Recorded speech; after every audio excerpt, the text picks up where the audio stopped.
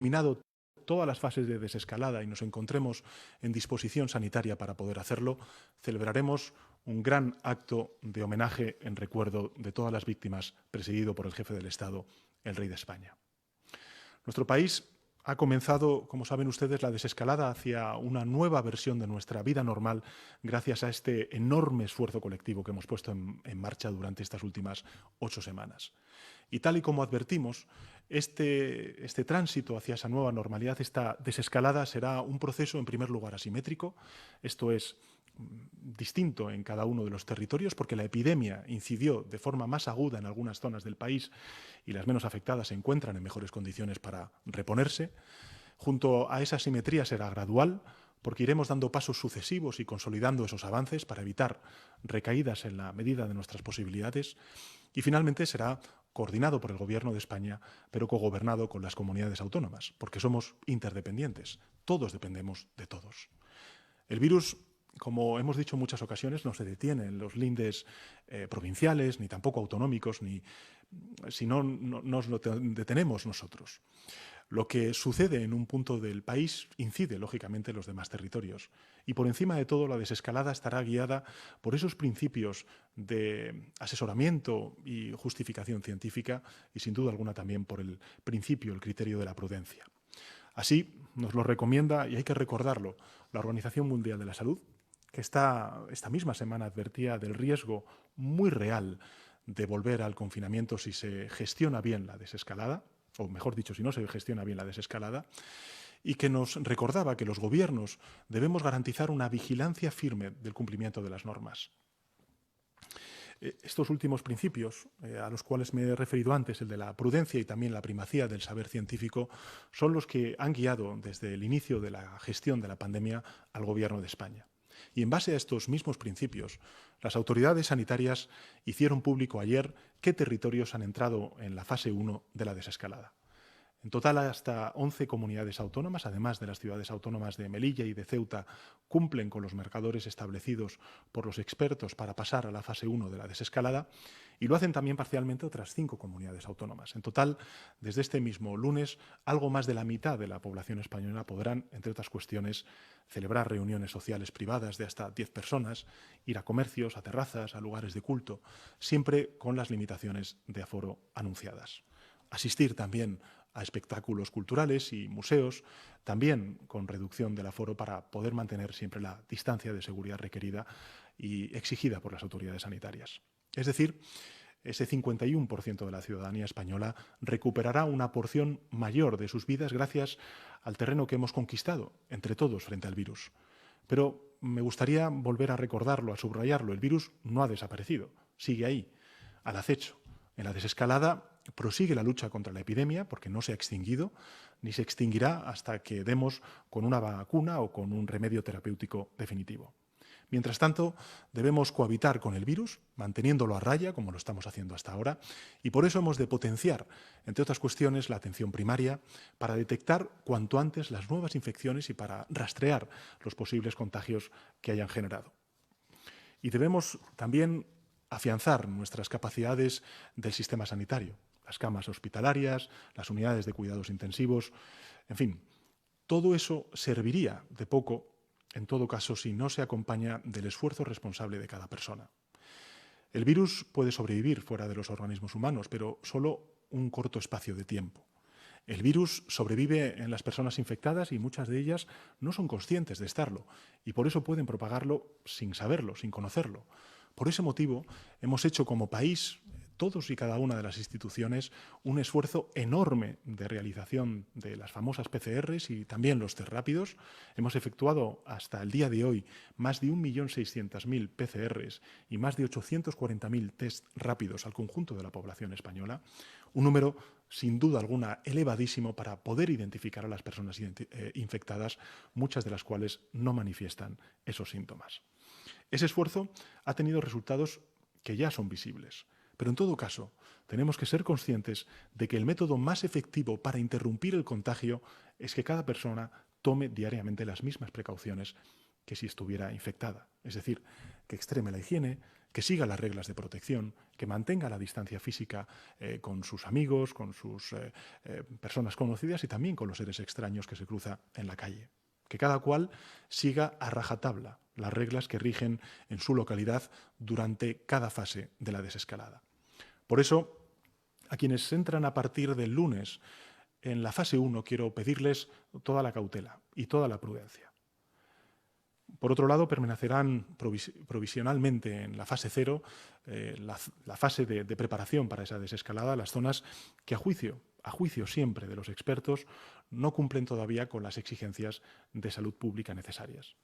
El esfuerzo que han realizado los responsables autonómicos y la población han sido también enormes en esos territorios, y me gustaría reivindicarlo. Pero en su mayoría son aquellas zonas donde el impacto de la epidemia fue más agudo a lo largo de estas últimas semanas y precisan algo más de tiempo para definitivamente controlar a la pandemia y poner a punto sus sistemas de salud. Les agradezco su esfuerzo y su colaboración, cooperación y coordinación. En las próximas semanas trabajaremos conjuntamente para afinar aún más esos mecanismos de coordinación y de cogobernanza. A medida que progresamos en la desescalada, vamos a avanzar también en una desescalada institucional, porque los mecanismos excepcionales deberán limitar su vigencia de acuerdo con lo excepcional de la situación. Tal y como advertí hace un mes, el estado de alarma no tiene por qué revestir el mismo alcance a medida que evoluciona la situación. Va a haber distintos estados de alarma. De hecho, ya estamos viendo distintos estados de alarma. Pero en cualquier caso, tenemos que acordarnos y siempre subrayar que el desafío continúa, que sigue vigente. Y a la vez que vamos avanzando en la superación de la emergencia sanitaria, como estamos viendo durante estos últimos días, tenemos que encarar las otras dos crisis provocadas por el COVID-19, la social y la económica. En nuestro país son millones las familias que están padeciendo las consecuencias económicas y sociales de esta crisis. Hasta ahora, el esfuerzo del Gobierno de España se ha dirigido a amortiguar el impacto sobre el empleo mediante los expedientes de regulación temporal de empleos, los denominados ERTEs, actualizados ayer mismo de nuevo por acuerdo del Gobierno, los sindicatos y los empresarios. También nos hemos volcado para socorrer a quienes se encontraban en una situación de indefensión por haber perdido su trabajo, por haber visto paralizado su negocio o por carecer de cualquier ingreso. Por primera vez en la historia de nuestro país se han establecido frente a una crisis medidas de emergencia como, por ejemplo, las moratorias de hipotecas, también de alquileres. Por primera vez se implementa un bono social y se activan ERTEs de forma masiva, como estamos viendo en nuestro mercado laboral. Nunca antes se arbitraron para los autónomos prestaciones extraordinarias como las actuales, ni tampoco la moratoria de impuestos ni del pago a la seguridad social. Tampoco nunca se otorgaron unos créditos ICO de esta envergadura y jamás se habían suspendido de modo generalizado los desahucios ni los cortes de energía a las familias que han devenido en situación de vulnerabilidad como consecuencia de esta crisis sobrevenida. Ese es el escudo social, la triple red social que hemos desplegado frente al shock de esta crisis. Con este escudo social, la sociedad española acude en socorro de los más vulnerables para amortiguar la primera sacudida de esta crisis. Pero más allá de este impacto inicial, nuestro país, igual que el conjunto de economías mundiales, está sufriendo niveles de destrucción de empleo y de recesión tan solo comparables a los de la Gran Depresión de hace un siglo y a las guerras del siglo pasado. Y como entonces, solo existe un camino para poder superarlo, el mismo que proponemos para Europa y para nuestro país, que es la reconstrucción, la recuperación. ¿Qué significa, a mi juicio, la reconstrucción? Pues significa que debemos abordar las grandes transformaciones que nos permitan retomar el crecimiento económico y la creación de empleo cuanto antes, impulsando la digitalización, la transición ecológica, el fortalecimiento de nuestros sistemas educativos, la ciencia, la investigación que se han vislumbrado como esenciales, como prioritarios para cualquier gobierno, para cualquier nación, el correcto funcionamiento del mercado de trabajo, que adolece todavía de algunas mejoras, y un sistema fiscal que fortalezca nuestro estado del bienestar, en especial nuestro sistema sanitario y los servicios de atención social. ¿Cómo podemos lograr esa reconstrucción, esa recuperación? A juicio del Gobierno, unidos empresarios y trabajadores, unidos distintas administraciones y, sin duda alguna, también unidos el Gobierno y la oposición. La primera expresión de esa unidad han de ser los pactos de reconstrucción social y económica de España, que demanda, a mi juicio, una abrumadora mayoría de nuestra sociedad. Ya hemos dado el primer paso con la puesta en marcha de esa comisión parlamentaria que debe concitar el acuerdo de todas las fuerzas políticas dispuestas a arrimar el hombro en beneficio del conjunto de la ciudadanía española. Y en paralelo, hay que contar con la aportación crucial de los agentes sociales, es decir, de los sindicatos, de los empresarios, con quienes elaboraremos un acuerdo social para el empleo a la altura de este reto.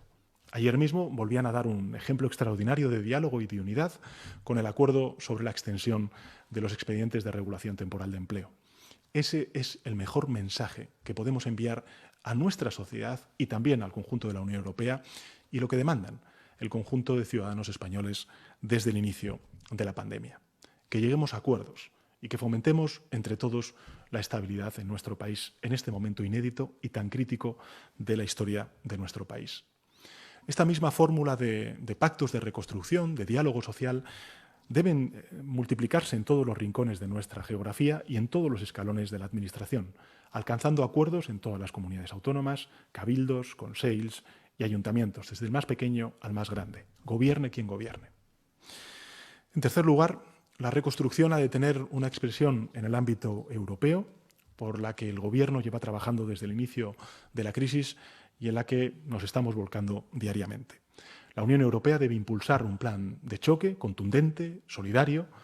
No estamos de paso en Europa, somos Europa con todas las consecuencias.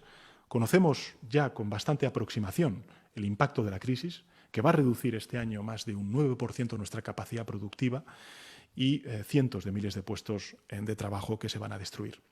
Sabemos que tenemos una tarea ardua por delante, tanto en Europa como en España. Pero si canalizamos toda nuestra energía colectiva hacia ese objetivo nacional de reconstrucción y recuperación, yo estoy convencido de que saldremos antes y más fortalecidos. Para conseguirlo, es esencial que no desaprovechemos ninguna energía. Por eso necesitamos proteger a los miles de jóvenes que se han quedado sin empleo o que han visto cortados sus procesos educativos, porque son nuestros compatriotas, todos ellos, y además porque necesitaremos dentro de poco su vitalidad para levantar de nuevo nuestras empresas. Necesitamos amparar a las familias que se han quedado sin sustento, porque son familias de compatriotas y además porque abandonarlos nos debilitaría como comunidad. Y necesitamos auxiliar a múltiples trabajadores autónomos, a pequeños y medianos empresarios, porque son nuestros compatriotas y además porque necesitamos su empuje, su talento, su audacia para volver a relanzar nuestra economía. Y necesitamos fortalecer nuestros servicios públicos. Esta creo que es la gran lección también de esta crisis. Necesitamos fortalecer nuestro sistema sanitario público. También el sistema de seguridad, la educación, el transporte, porque son los que nos han salvado a todos como comunidad en los momentos más críticos, más difíciles, y son por eso mismo la máxima expresión de ese patriotismo al cual abogo. Esta gigantesca conmoción de la pandemia nos ha recordado a todos que somos muy frágiles, pero junto con las diferencias tradicionales entre rentas altas y rentas bajas, se ha trazado una nueva distinción. Esa mitad de esta crisis, o mejor dicho, en mitad de esta crisis hay personas que sufren la angustia por la enfermedad, pero se sienten relativamente tranquilas respecto a su futuro económico, porque tienen una renta segura, porque tienen un sueldo estable o porque tienen una pensión garantizada. Hay una España protegida, pero hay muchas otras personas que no saben lo que va a suceder con su empleo o qué va a ser de su negocio. Se preguntan qué va a ser, en definitiva, de su vida. Esas personas no duermen tranquilas, ni tampoco sus familiares, sino que añaden una angustia más a la angustia que nos produce a todos esta pandemia, esta emergencia sanitaria. Y de esas personas, de las personas que tienen su vida en vilo, de esa España desprotegida, tenemos que ocuparnos prioritariamente todas las administraciones públicas. Del trabajador precario, también del trabajador autónomo, del trabajador temporal, también del pequeño empresario, del parado y también del emprendedor. Y todos ellos y todas ellas, porque hay sin duda alguna un impacto de género también en esta crisis económica y social, deberán encontrar su respuesta específica dentro de la gran respuesta colectiva que debemos dar con los pactos de reconstrucción social y económica. Lo haremos con la creación de una nueva política pública, el ingreso mínimo vital, que es uno, como saben ustedes, de los principales compromisos del Gobierno de España. Pero además de asistir a quien lo precisa, tenemos que ayudar a levantarse a los que tienen proyectos viables y tenemos que reincorporar al trabajo a quienes pueden hacerlo. De eso tratan también los pactos de la reconstrucción y la recuperación a los cuales estoy abogando. En los momentos más oscuros siempre estuvimos seguros de que habría un mañana. En los últimos días hemos visto cómo nuestras ciudades retomaban, aunque fuera mínimamente, el pulso. Y hemos sentido algo de alivio. Pues bien, en los próximos días, en las próximas semanas, iremos retomando nuestras vidas. Tenemos por delante un horizonte esperanzador porque hemos demostrado la fortaleza de la unidad. Hoy, en el día del aniversario de la Unión Europea, valores como la diversidad, como el respeto, como la libertad, como la democracia, como la solidaridad, la igualdad y la paz nos inspiran porque forman parte de la personalidad de nuestro país, de España. No sobran manos, necesitamos a todos. Todos hacemos falta y todos nos hacemos falta, empezando por este mismo lunes. En los lugares en los que ya es posible, salgamos afuera y reconstruyamos entre todos nuestro futuro. Y en todos los lugares mantengamos la prudencia para preservar lo que hemos logrado y la unidad también para seguir avanzando. Gracias. Muy bien, presidente. Pues comenzamos con el turno de preguntas. En un día en el que pregunta periodistas de medios como La Política Online, Con Salud, varios de distintas comunidades, como la Agencia Catalana de Noticias, Grupo Nervión, Radio Televisión Castilla y León, La Voz de Galicia, también CNN, esdiario.es. Comenzamos con La Política Online. Os rogamos, por favor, que os identifiquéis al preguntar. Adelante. Sí, buenos días, presidente. Val, de La Política Online. ¿Se plantea el Gobierno alguna medida para frenar el crecimiento del gasto en pensiones, anticipar la jubilación a los 67 años o mantener la regla de aumento del 0,25 de la reforma de Rajoy?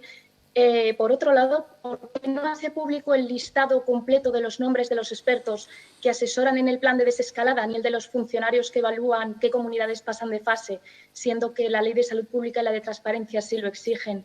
Y también ha pasado un mes desde la orden de sanidad y no se han publicado los datos de fallecidos en residencias de mayores. ¿Qué está pasando con las residencias y por qué no se publican esos datos? Muchas gracias. Muchas gracias por sus preguntas. En relación con la primera de las cuestiones, el Gobierno no se está planteando en absoluto ninguna de las medidas que usted hacía. Es más, lo he dicho en el Congreso de los Diputados, desde el punto de vista de lo que es la acción gubernamental, de lo que es el programa de Gobierno, antes he hecho referencia a ello, creo que esta crisis no puede servir como excusa ni para abandonar nuestros objetivos de mejora del mercado laboral, tampoco para abandonar nuestros objetivos de transición ecológica, tampoco para abandonar ese impulso que tenemos que dar a la digitalización y, sin duda alguna, también al robustecimiento de nuestro estado del bienestar con un sistema fiscal mucho más justo que, evidentemente, preserve derechos tan importantes como las pensiones. En segundo lugar, en relación con el listado de expertos, creo que tanto el ministro de Sanidad ayer como también el doctor Simón, que está al frente del CAES, ha dado cumplida respuesta a la misma pregunta que usted hacía. Nosotros lo que estamos haciendo es plantear una bilateralidad con todos y cada uno de los territorios, con todos y cada uno de los gobiernos autonómicos. Hemos de recordar, además, que los marcadores se han pactado y se han acordado entre el Gobierno de España y también las distintas comunidades autónomas, y a partir de ahí son los servicios de salud pública de las comunidades autónomas las que proponen al CAES y al Servicio de Salud Pública del Ministerio de Sanidad cuáles son los territorios que, a su juicio, en función de la evaluación de los marcadores, pueden pasar a una ulterior fase. Y son precisamente esos funcionarios y funcionarias del CAES y luego del Servicio de Salud Pública del Ministerio de Sanidad quienes elevan la propuesta al ministro de Sanidad, que es definitivamente quien, a través de una orden ministerial, publica esa decisión. Por tanto, es un procedimiento reglado, es un procedimiento absolutamente transparente, es un procedimiento en el que son los funcionarios y funcionarias, siempre bajo la premisa del criterio científico, los que elevan la propuesta efectivamente a la decisión política en este último término del ministro de Sanidad, que se publica a través de órdenes ministeriales. Con lo cual, desde ese punto de vista, creo que, en fin, por mi parte, pero también, lógicamente, por parte del ministro de Sanidad y también del doctor Simón, se ha dado cumplida respuesta a esta cuestión. Y, en último lugar, estamos trabajando en ese informe al cual usted hacía referencia, se hará público. Estamos también en conversaciones con las comunidades autónomas para saber algunos detalles más de esa información y, lógicamente, como ha sido siempre el propósito, la voluntad de este Gobierno de la transparencia informativa, daremos toda esa transparencia informativa en este elemento que, lógicamente, preocupa al conjunto de la ciudadanía española. Pregunta con Salud, adelante. Buenas tardes, presidente. Soy Nacho Cortés, de consalud.es, y las preguntas que planteo, digamos que son formuladas por la redacción de Consalud. La primera de ellas es sobre los profesionales sanitarios. En este momento sigue creciendo el número de profesionales sanitarios día a día que están infectados o contagiados por coronavirus. Me gustaría saber qué medidas se plantea el Gobierno para intentar paliar, ¿no?, esta lacra que se está generando, y en la desescalada, teniendo en cuenta que atención primaria va a ser clave y que puede, ¿no?, haber un repunte también de contagios entre los profesionales de atención primaria, qué medidas se plantean, si se va a coordinar con las comunidades autónomas, entendiendo que las competencias de sanidad están delegadas ahí.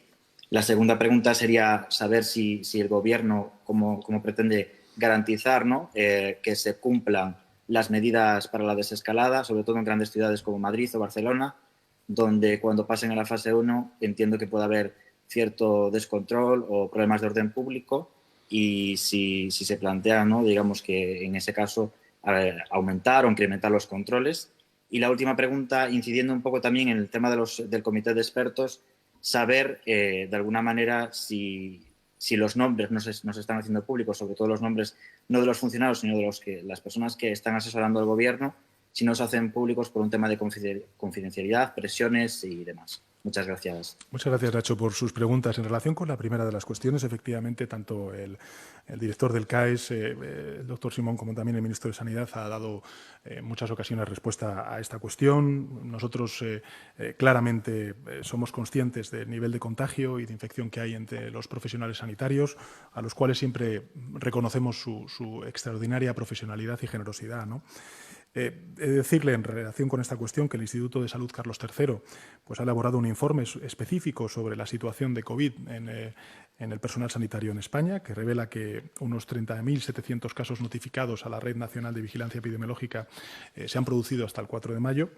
Los datos son los notificados diariamente al Ministerio de Sanidad por las distintas comunidades autónomas, y asimismo el Ministerio de Sanidad ha desarrollado en sus centros dependientes un ensayo clínico en el que participan 62 hospitales y 4.000 profesionales para evaluar diferentes alternativas farmacológicas preventivas específicamente para el personal sanitario.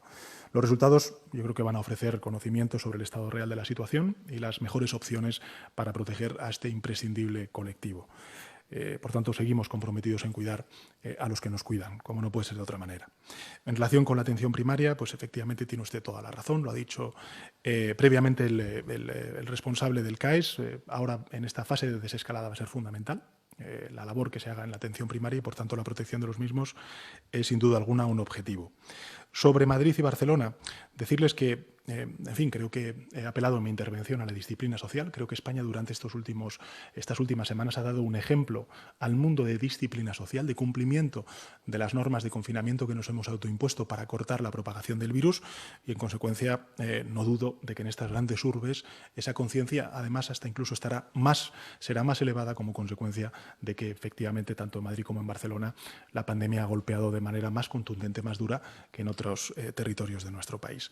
Y en última instancia, en relación con lo que usted comenta, insisto, creo que el procedimiento está tasado, el procedimiento es de cogobernanza con las comunidades autónomas, los marcadores, es decir, aquellos parámetros que son los que nos permiten evaluar si una comunidad autónoma pasa o una unidad territorial pasa de una fase a otra, están acordados con las comunidades autónomas, son conocidos públicamente, ustedes los conocen, los da a conocer en cada comparecencia de prensa el doctor Simón, y en consecuencia creo que lo importante es que son los funcionarios del Ministerio de Sanidad quienes en ese diálogo bilateral con los servicios de salud pública, en este caso de las comunidades autónomas, pues deciden de manera, en la mayor parte de los casos, he de decirle, de manera, digamos, acordada con las comunidades autónomas los territorios que pueden pasar de una fase a otra.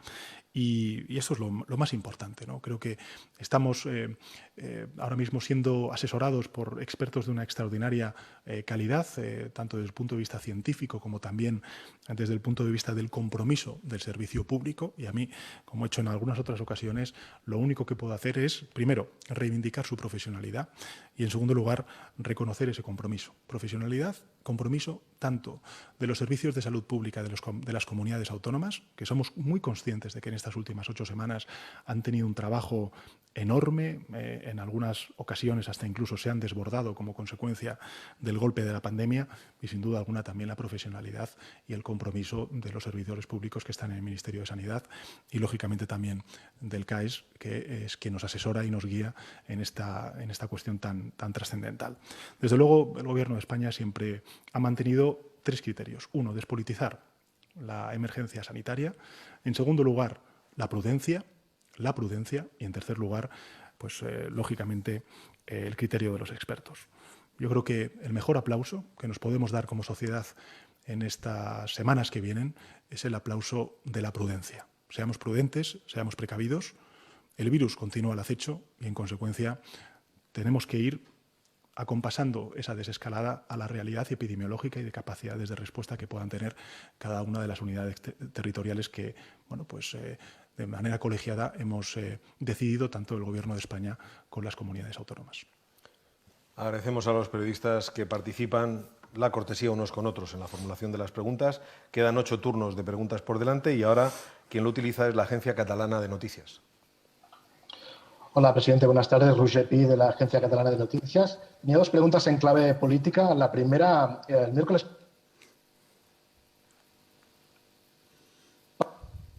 Tiene usted que elegir entre la mayoría si eres tan amable, de la investidura... si puedes reformular la pregunta que se ha cortado. Sí, repito. El miércoles pasado, después de la aprobación de la prórroga del estado de alarma en el Congreso, Oriol Junqueras le advirtió al presidente que tiene usted que elegir entre la mayoría de la moción de censura y de la investidura o hacer el juego con Ciudadanos. Parece que usted quiere avanzar con la geometría variable en lo que queda de legislatura. Mi pregunta es si ve compatible esos acuerdos con Ciudadanos con mantener sus compromisos con Esquerra y avanzar en el tema del diálogo. Y otra pregunta también sobre el papel del presidente de la Generalitat. Ha sido muy criticado estas semanas por parte de su gobierno, que le ha llegado a acusar de desleal. Yo quería saber si hoy diría usted lo mismo de la presidenta de la Comunidad de Madrid. Muchas gracias, Roger, por sus preguntas. En relación con la primera, creo que en la anterior respuesta que le he hecho a un colega suyo, pues he sido claro. Nosotros nunca hemos querido politizar esta emergencia sanitaria. Nunca lo hemos hecho. No hemos entrado en ninguna disquisición, ninguna diatriba con las comunidades autónomas, aunque pudiéramos tener pareceres distintos sobre la manera de hacer una cosa o la otra. Creo que es importante ser conscientes de que tenemos que focalizar todas nuestras energías, nuestro objetivo en frenar al enemigo común que tenemos, con independencia de la ideología que tengamos cada cual, con independencia del proyecto político que tengamos para nuestro país, que es el COVID-19. Y, por tanto, nuestra prioridad, nuestra ideología, como lo he dicho en muchas ocasiones, es salvar vidas y defender la salud pública de los ciudadanos. Por tanto, creo que es importante saber diferenciar una cosa de la otra. Yo os lo he dicho a Esquerra Republicana en el Congreso de los Diputados. Nosotros somos conscientes de que hay elementos que han quedado postergados, lógicamente, por esta emergencia sanitaria, que tienen que ser abordados en favor de la convivencia a través del diálogo. Y eso lo vamos a hacer. De hecho, ese es el compromiso del Gobierno de España. Pero, lógicamente, estamos hablando de una emergencia sanitaria que afecta a todos por igual, a todos los ciudadanos, vivan donde vivan. Y el estado de alarma, precisamente, lo que ha servido es para garantizar esa salud pública y salvar muchas vidas en nuestro país, aunque desgraciadamente hemos perdido la vida de más de 26.000 compatriotas. Y por eso creo que hay que desligar una cosa de la otra. Estamos hablando de un instrumento que es eficaz, del único instrumento que tenemos ahora mismo en el ámbito constitucional para poder restringir la libertad de movimientos, que es un derecho fundamental, y también para poder restringir otro derecho fundamental como es el de la reunión, el de la libertad de reunirse. Antes he comentado que, por ejemplo, aquellos territorios que pasen a fase 1 van a poder reunirse en una cantidad no superior a 10 y con una serie de normas de distanciamiento social.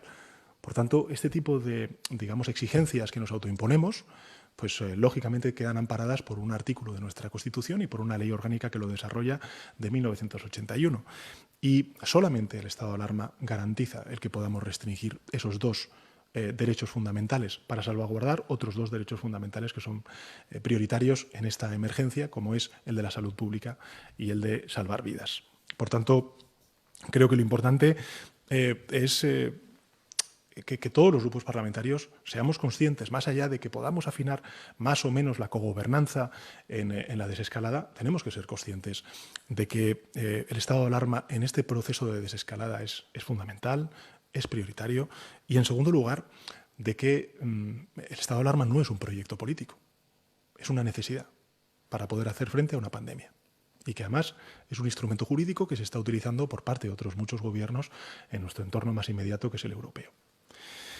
Y en relación con la segunda de las cuestiones, creo que queda respondida también. No voy a entrar a polemizar con ningún presidente autonómico, al contrario, creo que todos los presidentes autonómicos, como también el Gobierno de España, pues estamos intentando hacer lo mejor y dar lo mejor de nosotros mismos para salvar vidas y garantizar la salud pública. Y, por tanto, tanto el presidente de la Generalitat de Cataluña como la presidenta de la Comunidad de Madrid va a encontrar en el Gobierno de España y en mi persona a un aliado para frenar y combatir al enemigo que tenemos, al enemigo común que tenemos, que es el COVID-19. Pregunta ahora el Grupo Nervión. Buenas tardes, presidente. Desde Bilbao, Irene Díaz, del Grupo Nervión Euskadi. Quería plantearle, hace pocos minutos han presentado desde el Gobierno vasco y anunciado medidas más severas en la fase 1, porque dicen que son más seguras que las del Estado. No sé si lo ve contradictorio con ese mensaje que hacía el Lehendakari hace unas horas, que decía que ahora mismo se dan las condiciones para revocar la alerta sanitaria. Luego también quería preguntarle, bueno, hay algunos compañeros que le piden que aclare el tema de las franjas, porque sí que hay comunidades que pueden cambiar las 2 horas, pero sí tienen que hacer que no coincidan mayores con niños. Y por último, quería plantearle si están pensando funcionarios y cargos institucionales como gesto de solidaridad, bajarse el sueldo, gesto solidario con aquellas personas que van a tener problemas económicos ahora y en el futuro. Muchas gracias. Pues muchas gracias, Irene, por sus preguntas. En relación con la primera, efectivamente, ese es un planteamiento que ha hecho el Gobierno de Euskadi, que nosotros hemos acordado con ellos. El que haya un criterio de mayor prudencia en lo que representa la fase 1, pues nos parece que va en la línea de esa prudencia y esa precaución que nosotros estamos autoimponiéndonos y estamos pidiendo también al conjunto de gobiernos autonómicos. Eso es la cogobernanza, eso es la codecisión, y creo que eso es uno de los elementos novedosos de esta crisis respecto a otras crisis que sin duda alguna no han tenido la envergadura que lógicamente está teniendo esta en el ámbito de la salud pública y de la emergencia sanitaria. Y desde luego creo que esta codecisión, esta cogobernanza, este respeto de que tenemos un Estado compuesto con distintas competencias y que tenemos entre todos que trabajar conjuntamente, pese a que tengamos discrepancias, que son evidentes, con algunos territorios, pues creo que ha venido para quedarse. Y creo que es un buen ejemplo de responsabilidad política, de compromiso con el país y, sin duda alguna, de respeto a la diversidad territorial, cultural y también identitaria que tienen distintos territorios. Y respecto a la última de las preguntas, creo que lo sustantivo es las políticas, la triple red que hemos puesto en marcha desde el inicio de la crisis, ¿no? Realmente lo que afecta a los ciudadanos es que un gobierno como el actual pues haya puesto en marcha esa triple red, primero para las familias, los trabajadores en segundo lugar y también para las empresas. Este último Consejo de Ministros, no, el penúltimo, el pasado martes, pues pusimos en marcha otros 25.400 millones de euros en líneas ICO para garantizar la liquidez de cientos de miles de empresas. Son ya casi 262.000 operaciones las que se han cerrado con las primeras líneas de créditos ICOs, que se contabilizan por 20.000 millones de euros cada una de ellas a lo largo de estas semanas. Hemos puesto en marcha otras 25.000, me parece que son 25.400 millones de euros. Y lo mismo estamos haciendo con los trabajadores autónomos, con los trabajadores que se ven, digamos, beneficiados por los ERTEs, que se han prolongado hasta el mes de junio, hasta finales del mes de junio, y finalmente también las familias con las medidas de distinta índole que hemos puesto en marcha, tanto en moratoria de pagos de hipotecas, como de alquileres, como también, lógicamente, el bono social y también el ingreso mínimo vital que pondremos en marcha cuanto antes para, lógicamente, paliar las situaciones de necesidad sobrevenida de muchísimos colectivos como consecuencia de la crisis económica y social, de esas medidas tan duras de confinamiento que nos hemos autoimpuesto para frenar el contagio de esta pandemia. Turno ahora para Radio Televisión Castilla y León. Muy buenas tardes, presidente. Álvaro de Lúa, de Castilla y León Televisión. Una pregunta que tiene que ver con el sector de la automoción. El límite de los 400 metros que ahora que se ha aprobado para los concesionarios se ha quitado en la fase 1, pero se ha añadido la cita previa. ¿Por qué no se aplica a la fase 0 también esa posibilidad de la cita previa? Esto redundaría en positivo en las 17 fábricas españolas del automóvil. El sector, la verdad es que no entiende que se haya quitado en esa fase 0. Después, otra cuestión. Andalucía se queja de no tener el mismo criterio que se ha tenido con Castilla y León, donde sí que se han tenido en cuenta las áreas sanitarias de salud, y la Comunidad Valenciana, su presidente, dice no estar de acuerdo con el mapa publicado ayer. No sé qué responde a estos gobiernos autonómicos. Y después, una última cuestión. Ha agradecido el esfuerzo de las comunidades autónomas estos últimos días, pero en las últimas horas el Partido Socialista ha publicado un tuit que dice textualmente: el Gobierno de la Comunidad de Madrid es un ejemplo de gestión ineficaz e irresponsable ante la crisis de COVID. No sé si está de acuerdo con esta afirmación. Pues muchas gracias, Álvaro, por sus preguntas. En relación con la primera de las cuestiones, la verdad es que tendré que preguntar a los expertos esta cuestión. No parece razonable lo que usted plantea. Si me permite, pues lógicamente la casuística es infinita. Nosotros no aspiramos a lógicamente, pues regular cada una de las cuestiones cotidianas de los ciudadanos y, por tanto, pues esta cuestión que usted plantea de los 400 metros en la segunda fase, pues la vamos a estudiar. Voy a dar voy a trasladarlo a los expertos, a los científicos, que son los que nos pueden asesorar en esta cuestión, y si no encontramos, pues lógicamente, una respuesta pues adecuada, pues evidentemente lo que haremos será corregirla y así estamos aprendiendo entre todos a saber exactamente cómo ser coherentes en cada una de las fases y lógicamente, pues facilitar en la medida de nuestras posibilidades y salvaguardando la salud pública, pues la reapertura de actividad económica. En cuanto a los criterios, lo he dicho antes. Insisto, lo ha dicho antes el doctor Simón en su comparecencia de prensa. Creo que somos interdependientes, que los criterios son el de la emergencia sanitaria, despolitizarla, el centrarnos en el criterio de los expertos científicos y, lógicamente, también en un principio de cautela, de prudencia, que están siguiendo las comunidades autónomas, que está siguiendo también el Gobierno de España y que creo que tiene que imperar, porque estamos entrando en una fase desconocida. Somos de los primeros países que estamos abordando esa desescalada y, en consecuencia, creo que lo importante es esa precaución, esa prudencia en las desescaladas. Y respecto a la última de las cuestiones, honestamente, yo estoy centrado en lo que estoy centrado y no tenía conocimiento de ese Twitter. Bolsamanía pregunta ahora. Hola, soy Eduardo Segovia de Bolsamanía. Le quería hacer una serie de breves preguntas económicas. La primera es por qué todavía no se ha aprobado en el BOE el nuevo tramo de las líneas ICO, porque parece que hay tensiones entre banca y pymes.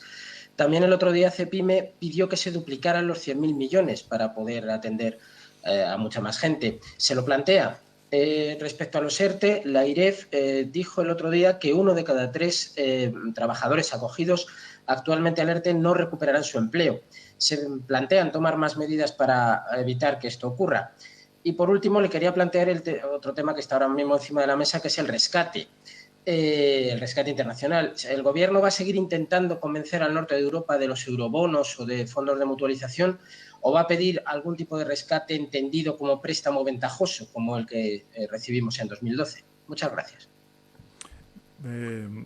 Discúlpeme, ha sido las líneas ICO, AIREF, la cuestión del rescate que usted mencionaba. Había otra pregunta que ha hecho y que no sé si no he tomado nota o no lo he escuchado bien o no lo he entendido. No, le preguntaba que por qué no se han aprobado todavía el último tramo en el BOE y si se plantea que dupliquen los 100.000 millones, como pidió Cepyme, y lo de los ERTES y vale, lo que dijo la AIREF, de que 1 de cada 3 no van a recuperar su empleo. Bien, vamos a ver. Respecto a las líneas ICO, tengo que decirle que todavía estamos ejecutando la segunda de las líneas. Por tanto, en fin, yo creo que vamos yendo conforme a las exigencias del mercado. Y lo que creo que es importante volver a subrayar es que estamos hablando de operaciones que, sobre todo, a quien están beneficiando es a las pequeñas y medianas empresas y a los trabajadores autónomos, que concentran el 98%. El 98% del conjunto de operaciones. Respecto a... está aquí teniendo, para que tenga usted la cifra exacta, hemos aprobado la tercera línea de 24.500 millones de euros, no 25.400 millones de euros, me saltaba el número. Y las operaciones están efectivamente en 262.000 operaciones, las que hemos ejecutado ya a lo largo de estas semanas. Por tanto, lo que le quiero decir con esto es que, en fin, que estamos haciendo un esfuerzo extraordinario, que lo vamos a seguir haciendo y que en principio el planteamiento que teníamos es el de pues llegar a ese tope de 100.000 millones de euros que creo que es un esfuerzo extraordinario, sin precedentes, el que está ejecutando el conjunto de la sociedad a través, en este caso, de estas líneas de garantía de liquidez para mantener a nuestro tejido productivo. Respecto a la segunda de las cuestiones, creo que es muy importante el acuerdo alcanzado ayer de prórroga de los expedientes de regulación temporal de empleo hasta el 30 de junio y, efectivamente, luego también la constitución de esa comisión tripartita, en donde va a estar tanto los agentes sociales como el Gobierno de España para saber exactamente cuáles son los sectores más afectados como consecuencia de la crisis y ver si podemos extender o prolongar esos ERTEs en el tiempo. Pero creo que es importante también trasladar que en esta fase de desescalada, en la que ya estamos permitiendo la reapertura y la reactivación económica, lo que es sin duda importante es que empecemos también a ver cómo se reincorporan trabajadores y trabajadoras a esa actividad económica conforme a la gradualidad que hemos marcado en la desescalada. Y finalmente, respecto a la última de las cuestiones, en fin, yo creo que el Gobierno de España ha defendido en Europa una respuesta comunitaria. Y habíamos dicho que había dos fases, una de muy corto plazo y una de corto plazo, medio plazo. La de muy corto plazo son esos 540.000 millones de euros en esos tres instrumentos que se están negociando ahora mismo en el Eurogrupo. Una línea de crédito precautoria, sin ninguna otra condicionalidad que sea precisamente la del gasto sanitario y otros gastos vinculados con la crisis sanitaria del COVID-19. Esa es la línea MEDE. En segundo lugar, el fondo de reaseguro por desempleo para poder financiar, por ejemplo, ERTES, como necesitamos nosotros en nuestro país. Y, en tercer lugar, esa línea de garantía de liquidez del Banco Europeo de Inversiones que sea complementaria, que genere sinergias a esas líneas ICO a las cuales usted ha hecho antes referencia. Esto no es ningún rescate. Estos son líneas que se ponen en marcha porque queremos dar una respuesta común, comunitaria, del conjunto de la Unión Europea a una crisis que nos afecta al conjunto de la Unión Europea. De una u otra manera, con más o menos incidencia, pero que está afectando al conjunto de la Unión Europea como está afectando al conjunto del planeta. Toma la palabra La Voz de Galicia. Hola, buenas tardes, presidente. Soy Fran Balado, de La Voz de Galicia. En primer lugar, quería preguntarle por los motivos por los que no se atendió a la petición de la Xunta de Galicia para que se permitiera la movilidad interprovincial, especialmente cuando las 4 provincias gallegas han avanzado en la desescalada. También tenía otra pregunta sobre la desescalada. Acaba de referirse en su discurso que va a haber distintos estados de alarma. Entiendo que renuncia a la posibilidad de buscar una alternativa jurídica para llevar a cabo el desconfinamiento, como le pide la oposición y también algunos aliados parlamentarios. Y si con esto se refiere de que va a haber distintos estados de alarma, se puede estar refiriendo a la posibilidad de aplicarlo en algunos territorios sí y que deje de tener vigor en otros territorios. Y ya por último, sobre la publicación que ha realizado el BOE esta mañana, ¿cómo se explica que haya gente que no pueda ir a su segunda residencia y sin embargo sí que puede ir a un hotel de su misma provincia? Muchas gracias. Muchas gracias, Fran, por tus preguntas o por sus preguntas. En relación con la primera de las cuestiones, por precaución. Insisto, nosotros nos estamos moviendo en base a 2 parámetros. Uno el de la precaución y otro es el del criterio de los expertos, de los científicos. Por tanto, nosotros creemos que limitar la movilidad ahora mismo a la provincia es la manera más segura. Esa es la propuesta que hemos hecho a los distintos gobiernos autonómicos. Luego, efectivamente, ha habido algunos que han aceptado y han asumido la provincia como unidad territorial. Otros han planteado otro tipo de propuestas que nosotros hemos aceptado. Pero, insisto, creemos que ahora mismo limitar la movilidad es fundamental. Está, digamos, directamente relacionado con la propagación mayor o menor del virus. Y, por tanto, creemos que en estas primeras fases el planteamiento de esa restricción de la movilidad interprovincial es esencial, es básica, es fundamental. Por precaución, por prudencia y, sin duda alguna, porque así lo dicen los expertos científicos. En segundo lugar, ya estamos en distintos estados de alarma.